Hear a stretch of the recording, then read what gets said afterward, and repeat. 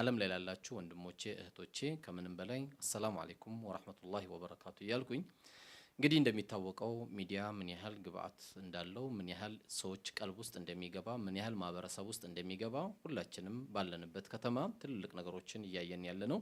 ይሄ ደግሞ ከማንም በላይ እነን ሙስሊም የሆኑ ሰዎች ወደ 20 በላይ ባሉት ሂደቶች ሚዲያ ላይ ትልቅ ትኩረት እያደረጉ እየሰሩ ነው ያሉት። ሚዲያ ከምንም በላይ ትውልድንም ማጥፊያ ትውልድንም ማዳኛ ትልቅ መሳሪያችን ነው። ድንገት የዘመናችን ኒውክሌር ብለን ብንጠራው ትልቁ ነገር ነው። አንድ ትውልድን እንደ ዘመኑ እንደሌላው ዘመን በመሳሪያ ከምናጠፋው በሚዲያ ማጥፋት ይቻላል። በሚዲያ ማጥፋት ይቻላል። የኢስላም ስሜት እንዳይኖረው፣ የአኺራ ፍቅር እንዳይኖረው፣ ስለ ዲን እንዳያስብ ትልቁ መምቻ ሚዲያ ነው።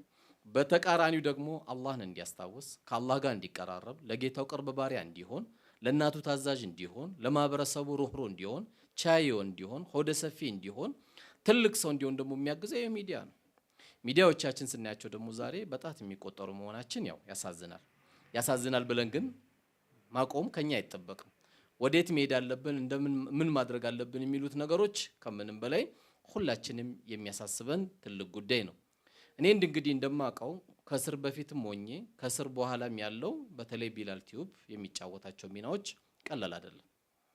ቢላል ቲዩብ እስር ላይ ያለን የምንሰማው እስር ቤት መቼም ቢላልን ባናይም የቢላልን ግን ኢንፎርሜሽን ይዘውልን የሚመጡ ሰዎች ስናይ ትልቅ ደሙን እየሰጠ በደህንነት እያስፈራሩት በተለያየ ሂደት እናሳያለን እየተባለ አልহামዱሊላህ ዛሬ እዚህ ደረጃ መድረሱ ከማንም በላይ አላህን እናመሰግናለን።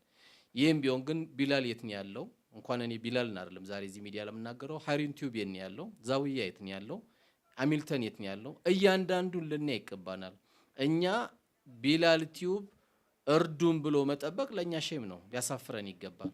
ምን ችግር አለብህ ብለን ልንጠይቀው ይገባል። ምክንያቱም ካሜራማኑ ጉሮሮ አለ ይበላል፣ ካሜራማኑ ጫማ ይፈልጋል፣ ካሜራማኑ ትራንስፖርት ይፈልጋል።